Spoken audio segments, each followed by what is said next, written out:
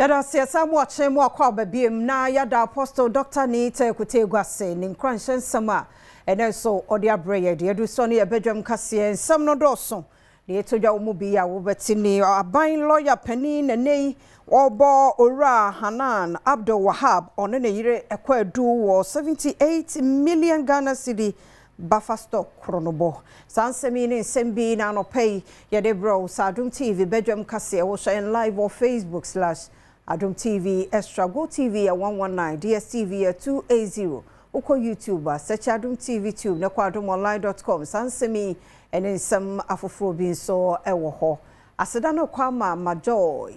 Majoy Trish wontadi kama fefefe ene hyemesa no uko Facebook ni Instagram onwo ho Mr. Okoko pentadi bi bronya na ebe ko yi bi hyema mewai medi afia amankwa tamaklu afia ni de mientie seden 73 mu ankasa etie aban lawyer pani Dominic Anyin ene nei wobo kwadu ema Kane Chief Executive Officer no the National Food and Buffer Stock Company Hanan Abdul Wahab onene yire Fauza Seidu Wuni na wobo wo kwadu sesika 78 million Ghana cedi eye krono a wonmo wo adwuma ne mu free 2018 edikosi 2024 emonti ochini fie die na chese wanya bo wo ekwadu no Adom kase etwoso. Within the period between 2017 and 2024, Mr. Abdul Wahab, in concert with Richard Samasanti and Bismarck Usubuachi, orchestrated a transfer of 78,269,084 Ghana cedis and 4 pesos from the bank accounts of Buffer Stock Company to a private company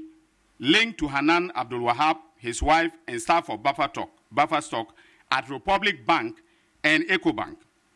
Evidence shows that the funds were instantly retransferred to companies owned by Abdul Wahab himself and companies and entities owned and associated with him and his wife. Was signed to just say kwanya womo fa so edidi dwa eye sika afama enye kwan papa no womo enhihye ne se womo esisi adan eye real estate ibi. We need to do a good job. Accountability costs resources. Accountability, takes time. And so it is important that Ghanaians are patient so that we have the kind of results that I'm announcing today. Not that I will rush to court.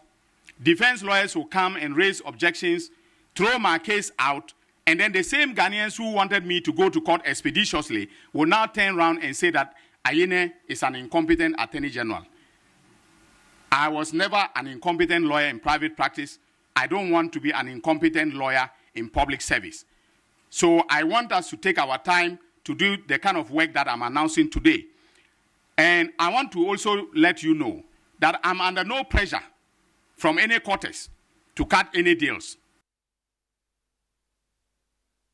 Lawyer Penny and Guso Kase ora Dominic Anyini na ene was a national service scandal no so chronobona akoso se se akwa kodu 2.2 billion Ghana cedi nemum enye 548 million cedi said eye investigators no edebetu dwa wodun busumi e wafi mu no na wuti aban lawyer Penny Auditor General reporter forensic auditor wonma ye ne se NSS se said chronobono ehuri eko esora enchakura no wonso hu kwadubo ene hu nsem no ebetudwa. Also, I wish to announce that the Auditor General has conducted a forensic audit into the NSA, the National Service Scandal, and the total amount of money stolen or illegally spent now stands at 2.2 billion, and not the 548 million that was uncovered by my investigators as at June 2025. And then, ladies and gentlemen, I have here a copy of the Auditor General's report. Again, painstaking investigation is very important in criminal matters. And so, based upon what the Auditor General has done, and this is a forensic audit, okay? Forensic audit means that they've gone beyond what ordinary, auditing would have done. And so, we are going to, based upon this, in some cases, change the charge, amend our charge sheets in order to bring fresh charges. Was signed to just say, Enhwehwemu efa a Sky Train, Ketase Shene Proye bi e course no national service. DRIP, National Lotteries, SML, National Ambulance, any de account binu, Wamaye, Emun Shishemu. Our investigators, have diligently concluded investigations in the following cases: the SkyTrain, National Service Ghost Name Scandal, District Road Improvement Project, or DRIP, National Lotteries, Palgo Multipurpose Dam, SML, Frontier Healthcare Services, Free Wi-Fi, National Ambulance, Boankra Integrated Inland Logistics Terminal, Sputnik V vaccines case, and the land looting cases.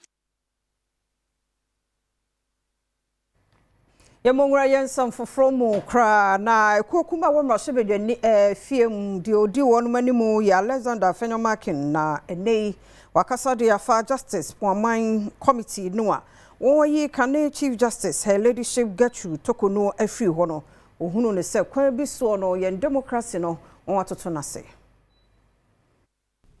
Dom kitwana no ewo mrashe bedwem de oda wona no Alexander Fenyomakin e de atudwa se sa committee amo ne ho moden kra se womo e de standard e be ye adwuma na womo de ntempara e na ama judgment a womo dwene ho kra womo entiase o de atudwa se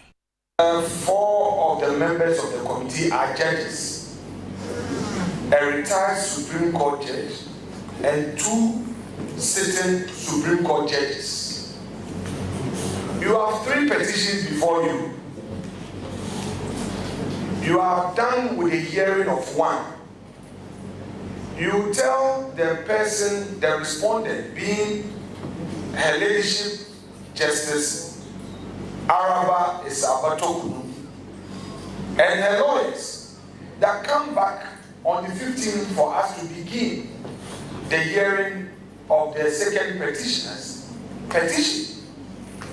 Then suddenly, the second petitioner's lawyers write for a long adjournment, and out of the blue, a report is purportedly done recommending her removal. The Poaman Committee must be ashamed of itself. That committee has reduced our democracy to something that cannot have a phrase to describe. That you are a committee, a constitutional body, a constitutional committee under Article 146. You have been given a document, so to speak, to handle. You are not done with the hearing. You say you are done with the decision. I'm sure if our friends were in office, were in opposition, and this had happened under an NPP government, hell would have broken loose.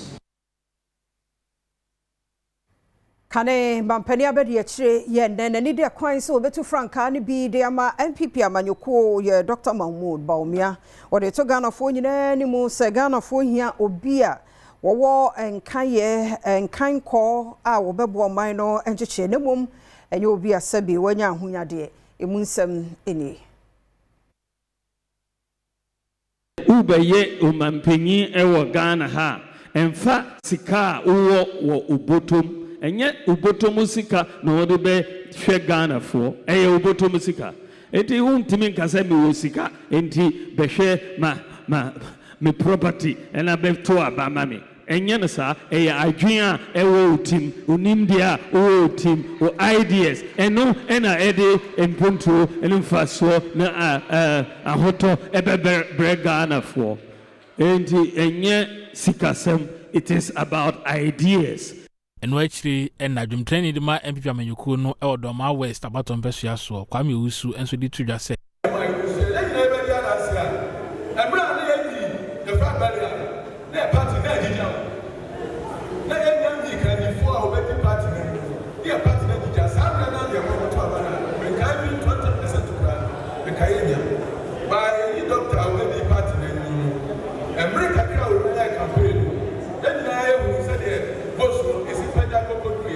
And it yes, I said, I bet that sir, electrical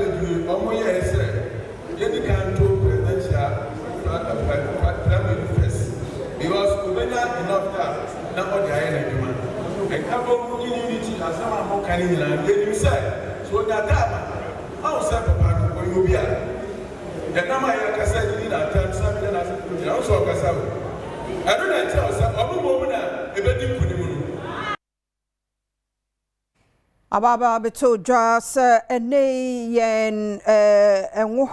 a ye didi edwuma ye nkro yi mu ha ye vegetable oils nom ne ade no ebinom de faculty kwan so ekonkrofo kromu na Oil Palm Development Association of Ghana omo na ede nsem yi tudwa wo kire se mpanifo info na nsipo titiri ne aban ne mpanifo anhwe ni hu dwuma ebeje nsem previous government ne ka say or the policy directive by say obi a de anwa ana enwo beba no fa tema port ana takra de port na tuya duty omo mpeso mbetu yanti no omo de fa togo na omo de afa sankase north wo na omo atwea begum na rewu sem as of today 90% of enwo aye di ana enwo aye di no okọ market wa ni nyina aye enwo ne anwo a ya smuggle ana asi ya fa kwati kwan de aba entimi nton ye de young wanted oko big company like GOPDC, Woma, Nopam, all the big companies are in almost produce Frytor, Hayat, it be so ye King's Oil. Oko market na unhu ba kokra, product no ba kokra ni. Na yen kai hu say, ye industry ne employ close to 1.2 million people. And this woman intimi nton mo niam a, e den ye unemployed. Straight. We na wono Sunday to abani mu say Adaroma won fa hyehyɛ bi nwu akwam no titiri o yen boda agodo ano se ne be ya omanfa faculty kwan so ade engokoko yi efiri oman mu ekoma foforo so no wono betumi akire wo no mo His Excellency John Dramani Mahama sani owo ani wo Oil Palm ho no na watimi awadwen so odi sika puduo be hyɛmu no minim sɛ ubetimi asosidi amankrofo ahu say yes you are the true president na yes small gain na eba no yitwa so Mwani nkom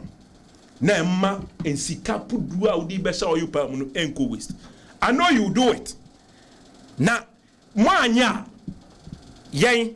we have about 1.2 million people feeding on that crop. Mwanya emrena ebe nimu no mobeti yenka.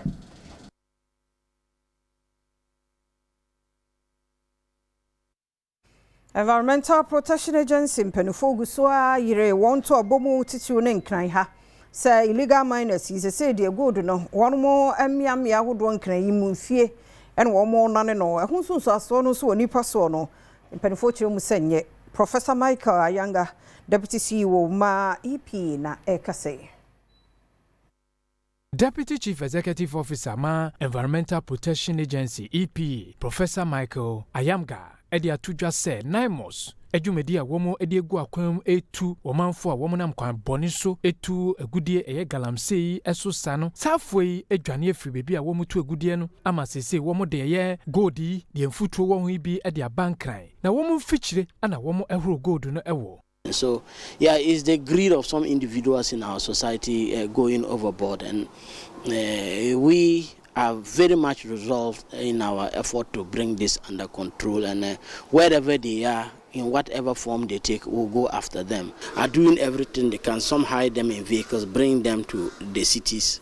actually pound them and try to wash them even in their backyards. And I'm only saying that it is becoming an issue of danger for even those who live in the city. Imagine washing gold and pouring the water in your backyard where you have a garden and vegetables. Yes, it's polluting. It's been a practice some time back. They used to say some Asians were doing it but it looks like some people are increasingly doing it. And one of my staff over the weekend was telling me that we have to intensify our monitoring. And I think that this is a call on all of us as citizens, that if you live somewhere and somebody is pounding these things behind you, it's not his business. It's your business to ensure that dangerous activities like this don't go undetected and unpunished. I think that I let the authorities. Accra Metropolitan Assembly actually 24 and 9 award ton Eniema eba bobloshi gata ho enya gata bia keke gata efin hobon en wo di dwa ewo ho Director of Public Health Florence Kuchie ena edi campaign yi enem. Accra Metropolitan Assembly AMA any joy cleanup campaign a womo edi ahihye so no ene dei womo de bepie mo ewo agbobloshi sene na anu da edi betu manim se womo chie enipa hodo bi edwedifo no ene nso no womo chie edwedifo enan ana womo edi dwa ewo gata so womo a womo to meko a meko no unse ase no na proper openi a wono ene di eye dwumadie no enim ama womo eye no eye Florence Kuchi wono ene ba ahonidie hu nsem ano a oda no wo Accra Metropolitan Assembly AMA woni Adom News in Central for twetwen komo no what the efutu sam say ene tudwa ya ba for the past 4 years now afi bia ya ba still they be no mugu ho because me fan say na ye court ne na mbe yent ni ye merry go round me say say merry go round ya jai yes ye nye merry go round bi ye be ye merry go come ya chewa enye se ye de oni amako usika na gu ho no se wo mba dia e de ne no makwa ma orphanage because omuhia ba se wo ba ye de oni ama be ma o ye nka se ye mfa ne nti ne ama na ye de ya che ye ba ye hu se ne ma gu ho ni re ni ho bebi ane ma no gu nye ene ya fa ne ma no nti se wonim se ye wo de ane wa ba ne wa be yi wa no ye chewo na se wo ba ye de wo court that is the thing ye de wo be court emra ne wo bedi emra be bu fo near court beka say tria no wutimi tria na waba medin e de prince owusu esidu Enya no Adom TV Badwam kase na hana brama kwan na no pay ye de asie ye da se emra ni adaje a wode ma ye hwan na fe no wasore wode awrade asede se nenso ye kan ate asefo no wo ka ho ebie ye da se papa Badwam de ye ba 5:30 e wo nyom tu mu toto nyom sa anti 5:45 Apostle Dr. Nita Ekote Guba na fe wa be hye nkran ye wie ne sa na ye de news no abro 5:50 ti news yi na ye de awie ya ye to so de agudie mu nsem de obonkrata ne Adom online stories and health tips no to so de amount ye mamu nyina ache ye mamu akwaba enye me nko ena me gina ha nyame Adom me nua meme yi so ahoden ene nkwa ono wabusia te ase sa na ye gidi ye se wonso ono wabusia te ase nkwa ahoden ewo ho ti madofo anopei mema mwache na bibia aboko die nyame Adom so green die green was side dia dance say 1st November sharp ewo Legon Botanical Gardens sharp with Samini enya de ketwa at all it will be in the color green and eba on the 1st of November Legon Botanical Gardens by 9 to 10 a.m. there ye jegum yes ye kwade sa achira na dwen ti wo team red a achinyie bi ani ho ha ho green hwehwe ya kope red ni abusi say chow abuso mistro enchi ebe announce ye nhyehyɛ because ye team red pe na oba aduane abuso ensu abuso drinks abuso na bibia ye free dey hia ne say wonu abusua 5 watu ya 50 Ghana wotimi ayenta enkura no so be diagro samini diagro na mpelifo yesu ye diagro tibesra team red mo bia na daw bra fa red ne bra but se hon konkro kasa cheme se de red ngwa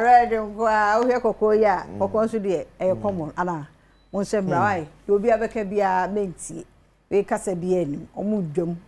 omu akra no forget it timawie Adom sa na ho ye nyame Adom me ho ye ede nyame ase ti wa kra wati ase se red no oh that be there eda also we be red we premature ejaculation eda also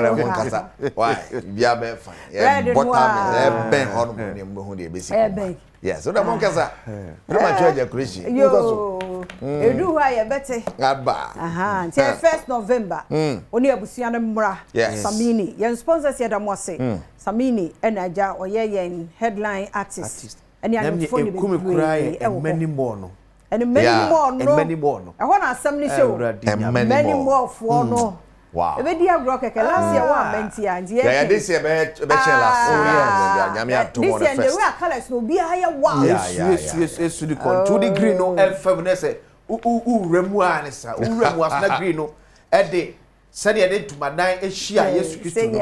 na green no so ehia osa ye dey pie ehia ye dey drinks ehia ye dey toffees ehia kwada akra no ya make sure say akra no she green no matimi identify okay ye dey banana ne orange ye dey toffee ehia and kwada no na toffee de obenya ye fruit kwada ya ina boti bebresa enti fruit banana papa original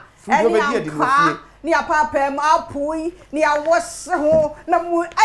visit ready if I make sure say akra na de ba o she green ni enti be identify ni fa toffee any we friends a toy no me say akra no so mani toffee bia ma banana enti kra no penifo di oba gro na kra so toy today dia ba mo say bi akro enso o che enti be fa nya gude e ma onkwa wo ma make sure say oba at least o man de o maka ho nipa 550 Ghana cedis sir na majimoni upie krache ma momra upie ache afena awrade aya de do o de akwa kwura mu a de etwa de asha foforo mu a make friends nso sir mpanifo no so sir mpanifo so be connect na mo nko na mo hu ye nhu mu bi ti edu ho no epese eku mu animu ni animu ye twitwa mfoni ngu social no so ma won omo ente kwasi ni eto so yo better sit no ri we ka but so much people is my need to feel